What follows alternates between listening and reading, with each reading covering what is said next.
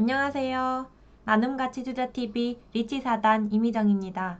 전일 마감한 미국 증시 시황 전해드리겠습니다.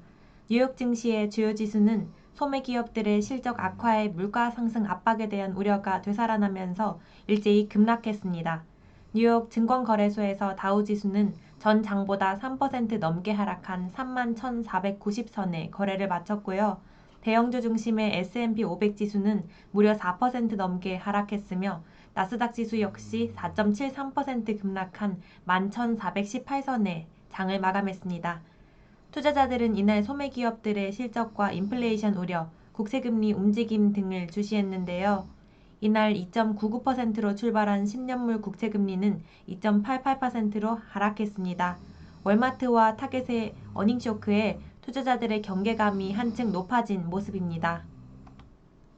종목별로 보면 타겟은 예상치를 밑도는 순이익을 발표하며 전 장보다 24% 넘게 하락했습니다. 공급망 차질에 따른 비용 압박을 언급한 월마트도 6% 넘게 떨어졌습니다. 콜스가 11% 넘게 떨어진 가운데 코스트코와 달러제네럴도 각각 12%, 11% 내림세를 나타냈습니다.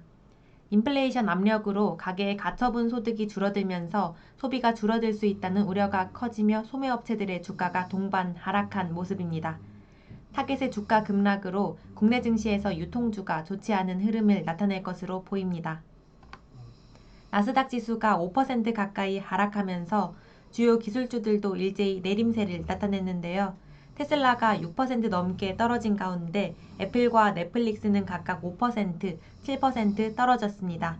엔비디아와 메타도 각각 6%, 5% 하락세를 보였습니다. 뉴욕 증시의 기술주가 하락한 영향을 받아 국내 증시에서도 기술주가 약세를 나타낼 것으로 보입니다. 글로벌 경기 둔화와 경계 침체에 따른 수요 감소 우려 속에 국제유가는 하락했습니다. 뉴욕 상업거래소에서 6월물 WTI는 전 장보다 2% 넘게 내린 배럴당 109달러에 거래를 마쳤습니다. 미국의 주간 원유 재고는 예상과 다르게 감소했는데요. 월가에서는 140만 배럴 증가할 것으로 예상했지만 339만 배럴 넘게 감소한 것으로 집계됐습니다.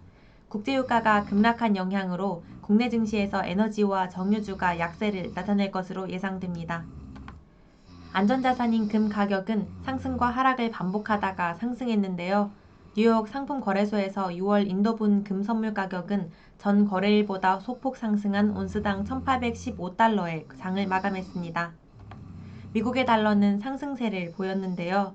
주요 6개 통화 대비 달러 가치를 보여주는 달러 인덱스는 전 장보다 0.5% 넘게 상승한 103.950을 기록했습니다.